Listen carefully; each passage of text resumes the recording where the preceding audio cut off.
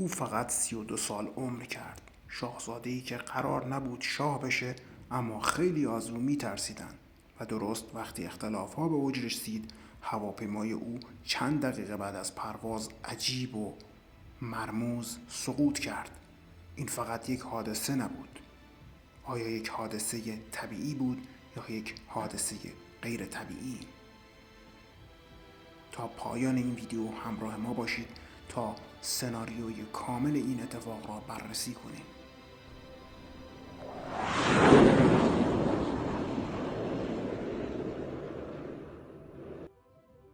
نام علیرضا پهلوی همیشه پشت سایه رضاشاه و محمد رضا شاه پنهان مانده، اما زندگی کوتاه پرحادثه و مرگ بحث برانگیز او یکی از اسرارآمیزترین داستان‌های خاندان پهلوی است.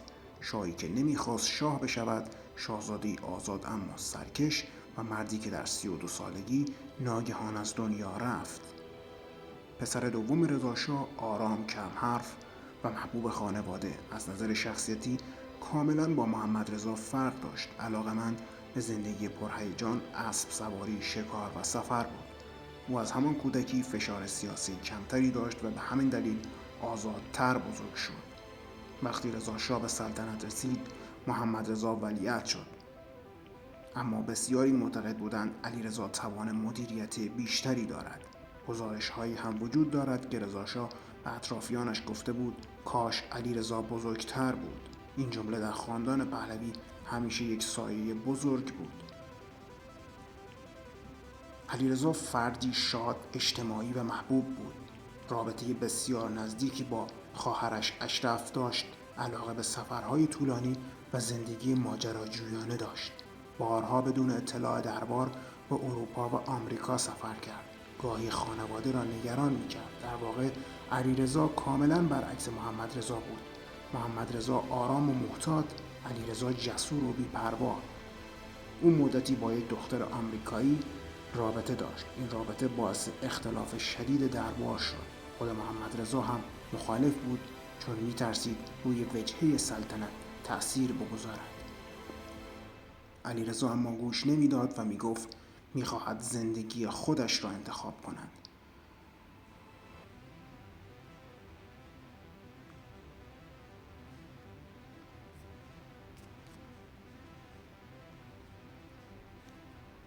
25 مهر 1333 زمانی که علیرضا سوار یک هواپیمای نظامی دو موتوره بود و از تهران به سمت رامسر حرکت می‌کرد، هواپیما چند دقیقه بعد از بلند شدن در نزدیکی کرج سقوط کرد.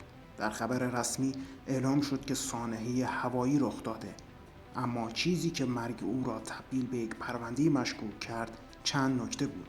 هواپیما قبل از پرواز کاملا سالم گزارش شده بود. خلبان از بهترین نیروی هوایی بود. بعضی شاهدان گفتند هواپیما منفجر شده، نه فقط سقوط. ارتش بلافاصله تمام منطقه را محاصره کرد و هیچ کس اجازه نزدیک شدن نداشت. 3 نظریه بزرگ درباره مرگ او وجود دارد. نظریه اول حادثه ساده پروازی است. این همان روایت رسمی حکومت بود. اما نظریه دوم حذف سیاسی توسط رقبای داخلی است. برخی معتقد بودند وجود علیرضا برای برخی قدرت‌ها خطرناک بود. او می‌توانست در آینده مدعی تاج و تخت شود. مرگ او درست در زمانی رخ داد که اختلاف‌های پشت پرده زیادی وجود داشت. توطئه خارجی نظریه سوم است. چون سفرهای او به آمریکا و ارتباطاتش زیاد بود، بعضیا این حادثه را کار سرویس‌های خارجی می‌دانند، اما هیچ سند قطعی منتشر نشد. مرگ علیرضا تکان شدیدی به دربار وارد کرد. اشرف پهلوی سالها بعد گفت علیرضا تنها کسی بود که می‌توانستم به او تکیه کنم. محمد رضا به گفته اطرافیان چند هفته افسرده بود.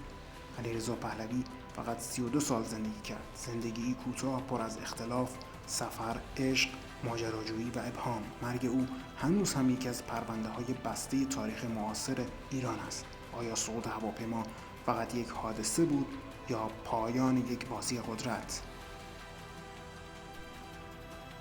برای تماشای ویدیوهای بیشتری از تاریخ معاصر ایران و روایت‌های گفته نشده کانال تاریخ پلاس را سابسکرایب کنید و با لایک ویدیوها از ما حمایت کنید.